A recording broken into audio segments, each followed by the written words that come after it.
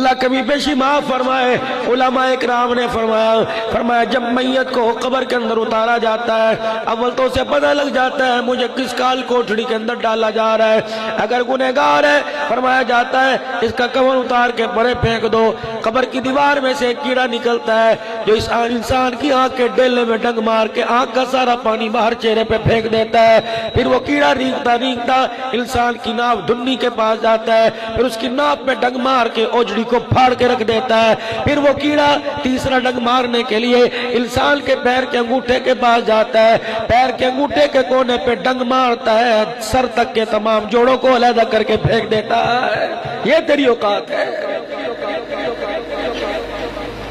82 سال کی عمر ہے سیدنا عثمان غنی رضی اللہ تعالیٰ عنہ کی۔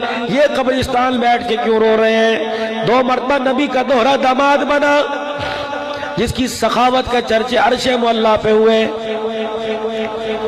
جس کی سخاوت آج بھی مدینہ پاک کے فقراء اور مساکین پہ ہو رہی ہے۔ حضرت عثمان غنی کی اپنی ذاتی کمائی سے آج مدینے کے روڈ پر فندق عثمان بنا ہوا ہے۔ حضرت عثمان غنی کا اپنا ہوٹل ہے فندق عثمان۔ ہر سال 50 بلین کے قریب پچھلے سال 50 بلین اس کی نفع کی کمائی آئی۔ 25 بلین مدینے کی گلیوں میں جھاڑو دینے والے ان کے گیس اور پانی کے بل ادا کیے گئے، اور 25 بلین پچھلے سال بھی مدینے کے غرباء میں عثمان کی طرف سے تقسیم کیا گیا ہے۔ بیر روما جب نبی نے اعلان کیا مسلمانوں کے لیے کون پانی دے گا، حضرت عثمان نے 23 سے 35 ہزار درہم دے کر یہودی سے بیر روما لے کے مسلمانوں کو دے دیا۔ یہ حضرت عثمان غنی کی طرف سے کنواں، جس کنویں میں جس باغ میں یہ کنواں تھا وہاں قریباً 1500 کے قریب کھجوروں کے درخت تھے۔ آمدنی آتی گئی، حضرت عثمان غنی کی طرف سے امت کو تحفہ ملتا رہا۔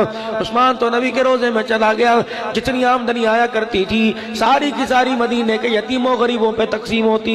پھر میرے عزیزو اس سعودی حکومت کا دور آیا، انہوں نے اس آمدنی سے حضرت عثمان کے نام سے فندق عثمان بنایا، اور لوگوں جتنی آمدنی آتی ہے آج بھی مدینے کے بینک میں حضرت عثمان غنی کے ذاتی نام سے اکاؤنٹ کھلا ہوا ہے کہ آپ کی آمدنی کا پیسہ سارا آتا ہے۔ حضرت عثمان غنی کی طرف سے اس سال بھی سارا پیسہ نفع کا مدینے کے غرباء پہ تقسیم کیا گیا ہے۔ یاری 1400 سال پہلے اللہ سے لگائی، آمدن آج تک آ رہی ہے۔ یہ اللہ کے ساتھ تجارت ہے۔ آج بھی اللہ اعلان کر رہا ہے یا ایھا الذین آمنوا هل ادلکم علی تجارۃ تنجیکم من عذاب الیم۔ آؤ ایمان والو تجارت کرے۔ تو اللہ والا قبرستان کھڑا رو رہا تھا۔ کسی نے کہا کل بازار میں کھڑے رو رہے تھے، میں نے تیرے سے وجہ پوچھی، بازار میں چلنے والوں کو دیکھ کے کہنے لگا ان کو دیکھ کے ترس آ رہا ہے، وہ صلح کرنے کو تیار ہے، ان میں سے کوئی راضی ہونے کو تیار نہیں، وہ ہاتھ بڑھانے کو تیار، ان میں سے کوئی ہاتھ ملانے کو تیار نہیں۔ آج قبر میں بے بس ہو کر بے بسی کے عالم میں ان کو لیٹا دیکھ کے ترس آ رہا ہے۔ کہا کیوں؟ آج یہ ہاتھ پھیلا کے کہتے ہیں صلح کر لیں، وہ صلح کرنے کو آج تیار نہیں ہے۔ زندگی کے اندر اسے صلح کر لو، ورنہ مرنے کے بعد انسان کے ساتھ معاملہ بڑا اوکھا ہو جائے گا۔ اب کیا تجارت؟ اللہ کہہ رہا ہے یا ایھا الذین آمنوا هل ادلکم علی تجارۃ تنجیکم من عذاب الیم۔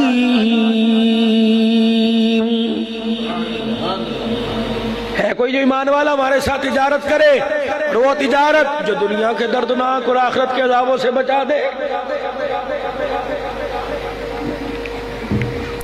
تؤمنون باللہ ورسولہ وتجاہدون فی سبیل اللہ۔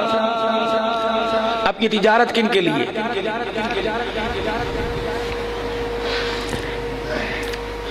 بینک والے تجارت کرتے کس آدمی سے کریں گے؟ جس کا 5 لاکھ بینک میں موجود ہو، جس کی ٹرانزیکشن اچھی ہوتی ہو، آنا جانا جس کا بینک کے اندر لگا رہتا ہو، اس کو گاڑی ملے گی، ہاؤس رینٹ ملے گا، پتہ نہیں کیا کیا ملے گا، اس کے اندر صلاحیت ہو، پیسہ دے سکتا ہے، لے سکتا ہے، گارنٹیڈ ہو، دو شناختی کارڈ ہو، بجلی کا پتہ نہیں کیا کیا صورتحال ہے۔ اسی طرح کسی سے واشنگ مشین لینے کے لیے قسطوں کی دکان پہ جاؤ، ہر ایرے غیرے نتھو خیرے کو 5 روپے کا نوٹ نہیں دے گا۔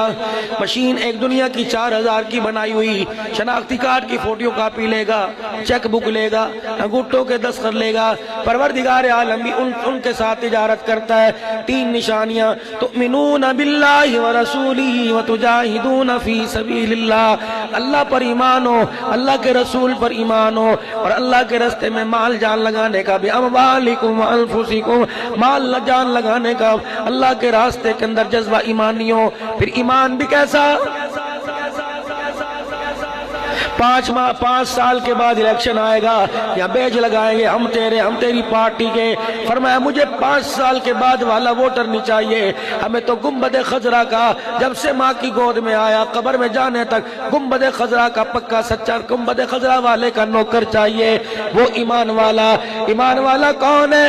نبی کریم صلی اللہ علیہ وسلم مسجد نبوی میں تشریف لائے، نبی کا حضرت حارثہ صحابی ہے رضی اللہ عنہ، مسجد نبوی میں سو رہا ہے، بے خبر سو رہا ہے۔ حضور پاس سے گزرے، آپ نے حضرت حارثہ کی پاؤں کی تلی پر اپنا پاؤں رکھا اور زور سے دبایا۔ حضرت حارثہ کی آنکھیں کھلی، ہکے بکے رہ گئے۔ کتنے مقدروں والا وہ جوان تھا، کسی کو ماں جگائے گی، کسی کو باپ جگائے گا، کسی کو بہن رضائی اتار کے کہے گی میرا اٹھ ٹائم ہو گیا۔ صحابہ کتنے مقدروں والے، تمہیں سوتا دیکھ کے بھی مسکرایا کرتا تھا، تمہیں اٹھتا دیکھ کے بھی مسکرایا کرتا تھا، تمہیں جگانے کے لیے کملی والا آیا۔ حضور علیہ السلام کے سامنے آنکھیں کھول کے لیٹے رہے، آپ نے دیکھ کے مسکرایا۔ نبوت والی زبان سے پہلا جملہ لکھنا، کیف اصبحت یا حارثہ، اے حارثہ صبح تو نے کس حالت میں کی؟